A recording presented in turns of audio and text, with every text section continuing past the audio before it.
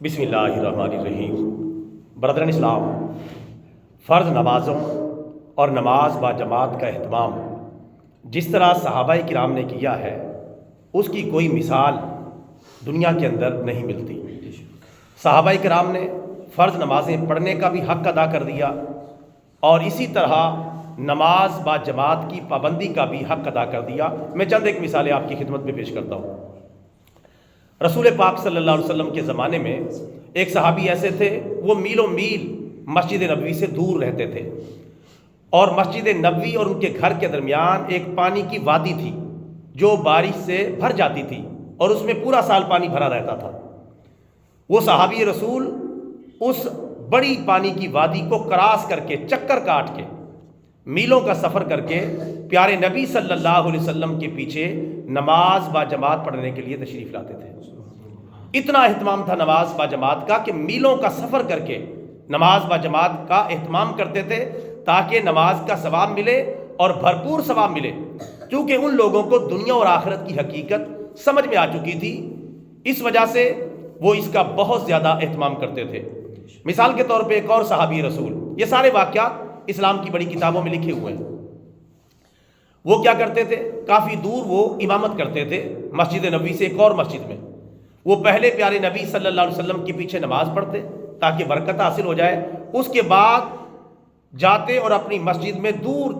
تھی ان کی مسجد، وہاں جا کے امامت کرواتے تھے، یعنی ادھر بھی تاکہ نبی پاک صلی اللہ علیہ وسلم کے پیچھے نماز با جماعت پڑھنے کی برکت حاصل ہو جائے، پھر اس کے بعد اپنی نماز جا کے پڑھاتے تھے۔ اتنا اہتمام تھا نماز کا اور نماز با جماعت کا۔ اسی طرح صحابہ اور اسلاف امت کے درمیان ایسے بہت سارے افراد گزرے ہیں کہ نماز با جماعت کے لیے جب وہ گھر سے آتے تھے، چونکہ وہ بہت بوڑھے ہو چکے تھے، کمزور ہو چکے تھے اور بعض اوقات بیمار ہوتے تھے، خود چل کے مسجد تک نہیں آ سکتے تھے، ان کو پکڑنے کے لیے کبھی 2 بندے اور کبھی 1 بندہ جو دونوں کندھوں سے ان کو سہارا دیتا یا ہاتھ پکڑ کے ان کو سہارا دیتا اور وہ مسجد تک لاتا، ان کو نماز با جماعت پڑھواتا اور پھر کافی دور دور ان کے گھر تھے، وہاں تک ان کو چھوڑ کے آتے تھے۔ اور وہ ایسے بندوں کا اہتمام کرتے تھے، مثلاً اپنے بیٹوں میں یا کسی اور میں، وہ ان کو لے کے جاتے اور چھوڑ کے آتے، یہ ان کا روز کا معمول تھا، لیکن نماز با جماعت کو نہیں چھوڑتے تھے۔ ایک اللہ کے نیک بندے کی ایسی مثال بھی گزری ہے کہ وہ سونے کا کام کرتا تھا، سونے کا کام، لیکن سونا کا جو کام کرتے کراتے، چھوٹی موٹی جو ہتھوڑی ہے وہ مار کے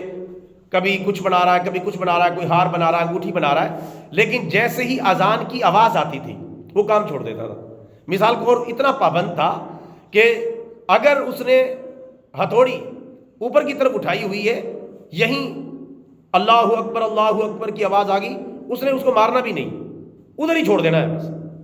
ادھر ہی گر پڑے یا جو بھی ہو جائے، اس نے ادھر ہی ہتھوڑی چھوڑ دینی کہ اللہ کا حکم آ گیا ہے، اب میں نے مزید کام نہیں کرنا۔ ایسے ایسے جذبوں والے لوگ بھی گزرے ہیں۔ اس کے علاوہ ایک صحابی رسول صلی اللہ علیہ وسلم پیارے نبی کی خدمت میں حاضر ہوئے، عرض کرنے لگے، یا رسول اللہ میں نابینا ہوں، میں نماز با جماعت کے لیے مسجد میں نہیں آ سکتا، راستے میں کیڑے مکوڑے ہیں اور کئی ایسی مشکلات ہیں جن کی وجہ سے مجھے دقت آتی ہے اور مجھے لانے والا کوئی نہیں، نابینا ہوں۔ آپ اندازہ کریں کہ کس قدر وہ معذور آدمی تھا، نماز پڑھنے کے لیے مسجد میں نہیں آ سکتا، رسول پاک سے اجازت چاہی۔ تو آپ صلی اللہ علیہ وسلم نے ان سے پوچھا کہ کیا تمہارے گھر میں اذان کی آواز پہنچتی ہے؟ انہوں نے عرض کیا کہ یا رسول اللہ اذان کی آواز تو پہنچتی ہے۔ آپ نے فرمایا پھر میں تمہیں اجازت نہیں دیتا کہ تم گھر میں نماز پڑھو، نماز پڑھنے کے لیے مسجد میں با جماعت نماز پڑھنے کے لیے حاضر ہو جایا کرو اور اس کا کوئی نہ کوئی متبادل انتظام کرو۔ جب ایک نابینا صحابی کو اجازت نہیں مل سکتی میرے بھائیوں کہ وہ بلا وجہ عذر شرعی گھر میں نماز پڑھے،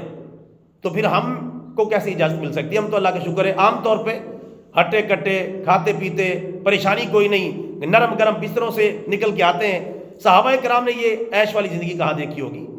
جس طرح کی ہم عیش والی زندگی ہر بندہ گزار رہا ہے۔ آٹے کا پورا انتظام سال کا موجود ہے، ہر طرح کی سہولیات موجود ہیں، بجلی کی سہولیات، یہ نرم اور گرم بسترے جو آپ استعمال کر رہے ہیں یہ ماضی میں کبھی بادشاہوں نے بھی نہیں دیکھے ہوں گے۔ جس طرح کے کپڑے ایک عام بندہ استعمال کر رہا ہے، بڑے بڑے بادشاہوں نے بھی یعنی ماضی قریب کے اندر یہ عیش نہیں دیکھی ہوگی جو اللہ نے ہمیں دے رکھی ہے۔ بڑی بڑی مسجدیں، صاف ستھرا ماحول، بس آ کے نماز پڑھنی اور کچھ بھی نہیں کرنا، یہ بھی ہم سے نہیں ہو پاتا۔ اور سب سے آخر میں ایک چھوٹی سی مثال میں یہ دوں گا، اس کے بعد تو پھر بات ہی نہیں رہ جاتی، کہ ہمارے پیارے آقا صلی اللہ علیہ وسلم جب بیمار ہوئے، آخری چند دن تھے، آخری ایام میں، تو نبی پاک صلی اللہ علیہ وسلم پر ایک مرتبہ کمزوری اتنی زیادہ تھی کہ آپ مسجد تشریف نہیں لا سکتے تھے۔ تو آپ صلی اللہ علیہ وسلم دو صحابہ کا کندھا پکڑ کے، ان کا سہارا لے کر مسجد میں تشریف لائے اور نماز با جماعت ادا کی۔ ایک مرتبہ تو خود ہی پڑھائی، اور پھر کئی مرتبہ حضرت ابوبکر صدیق رضی اللہ تعالیٰ عنہ کے پیچھے نماز پڑھی، یعنی سہارا لے کر تشریف لاتے، بیماری کی حالت میں نماز نہیں چھوڑتے تھے۔ رسول پاک صلی اللہ علیہ وسلم نے اسی بیماری کی حالت میں